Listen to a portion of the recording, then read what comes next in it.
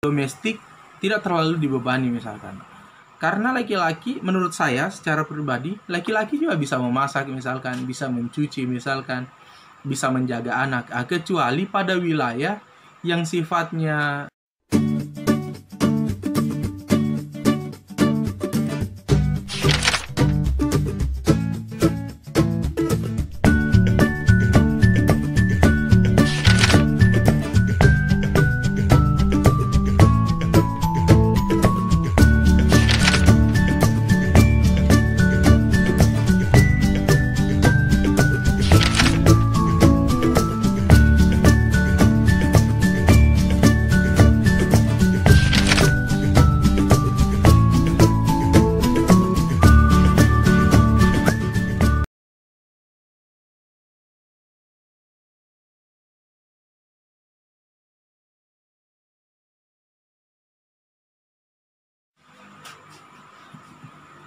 Bismillahirrahmanirrahim. Assalamualaikum warahmatullahi wabarakatuh. Salam sejahtera untuk kita semua. Pertama-tama puji syukur kehadirat Allah Subhanahu wa taala yang memberikan kita kesehatan sehingga hari ini kita bisa melaksanakan diskusi walaupun diskusinya secara online. Nah, semoga apa yang kita diskusikan hari ini itu bisa menjadi gunakan di tengah-tengah masyarakat yang dimana kita berada. Salawat dan salam tercurah kepada baginda Nabi besar Muhammad Shallallahu Alaihi Wasallam, Nabi yang mengajarkan kita banyak hal sehingga kita memiliki pengetahuan sampai hari ini.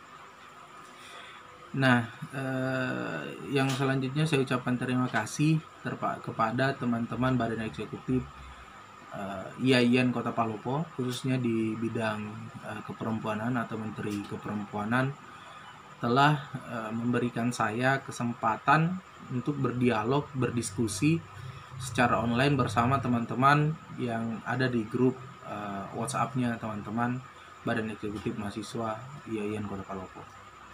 Nah, tema yang diberikan kepada saya dihubungi panitia beberapa hari yang lalu, diberikan tema tentang kesetaraan gender dalam pandangan milenial. Nah, isu ini itu sebenarnya sudah isu kesetaraan gender ini sebenarnya sudah lama digaungkan oleh kaum perempuan yang menolak yang namanya tidak adanya kesetaraan gender.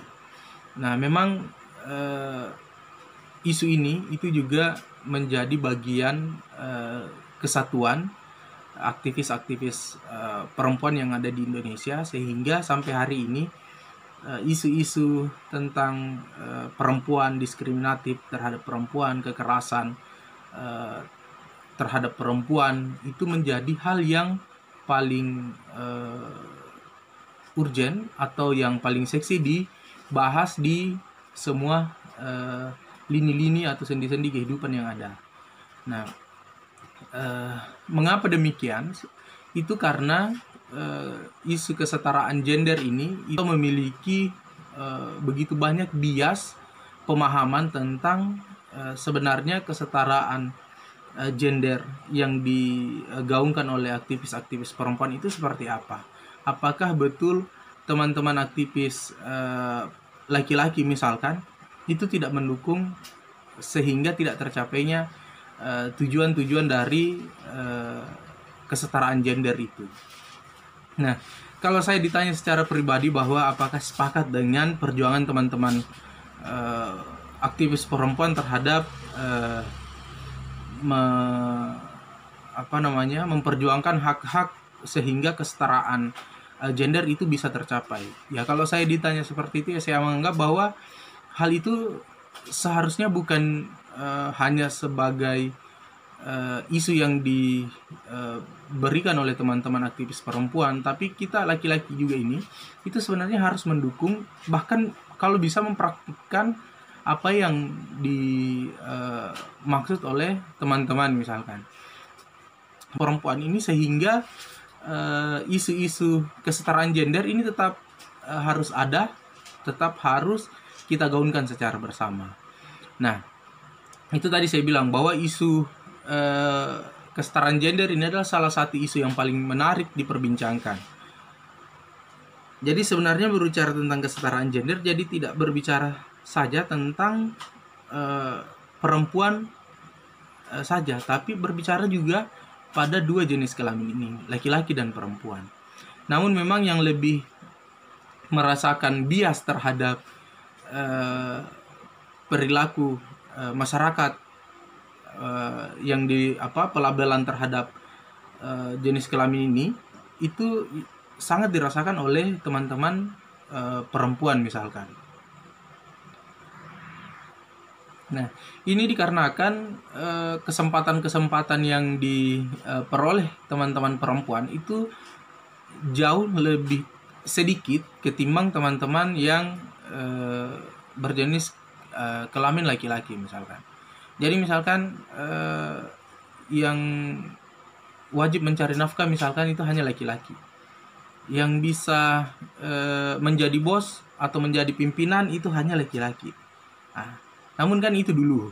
Sekarang sudah banyak kita lihat bahwa misalnya kepala desa sudah ada yang perempuan. Pimpinan perusahaan itu sudah ada yang perempuan.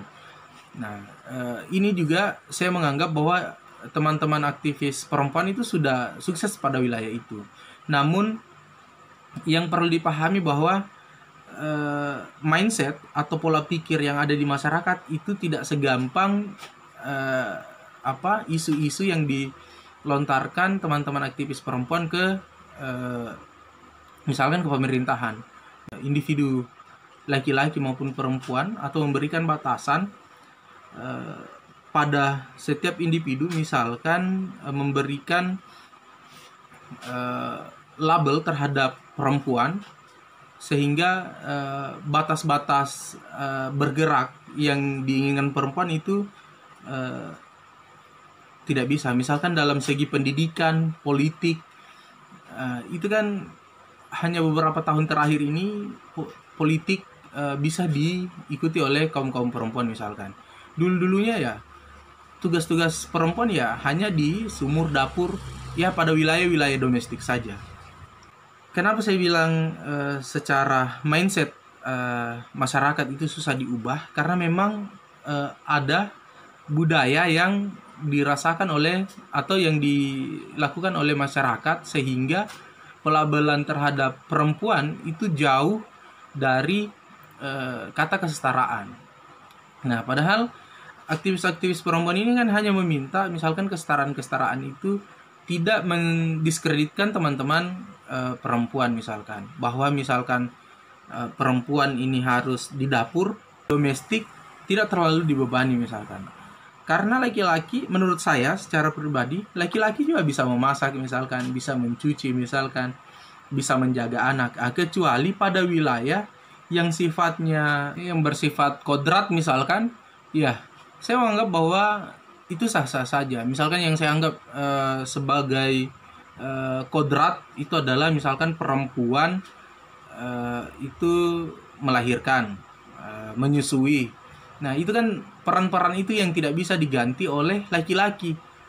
Nah, karena memang secara fitrah ya perempuan diciptakan untuk memiliki rahim misalkan, untuk melahirkan, menyusui. Nah, kalau memelihara anak, laki-laki dan perempuan sebenarnya punya hak yang sama. Memelihara anak, memelihara mengerjakan pekerjaan rumah. Itu kan hal yang bisa saja menjadi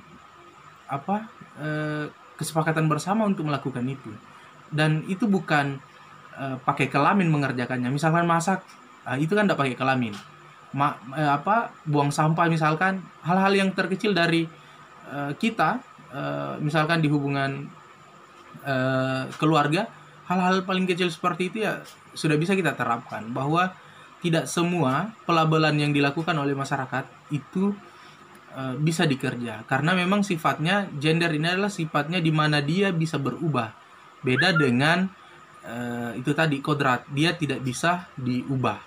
Nah, kalau laki-laki punya penis misalkan, ya perempuan punya ovum misalkan, rahim misalkan, ya itu sudah dikodratkan oleh Tuhan Yang Maha Esa misalkan.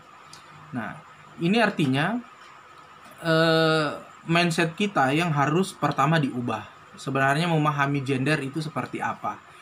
Ya, jadi setelah diskusi ini, setelah video ini yang saya buat, nanti kita akan jauh lebih banyak berdiskusi di grup WhatsApp Voice dan mengetik. Jadi kalau ada pertanyaan-pertanyaan untuk dari teman-teman, bisa di komentar di WhatsApp grup. Apapun pertanyaan tak, nanti kita akan jawab di grup.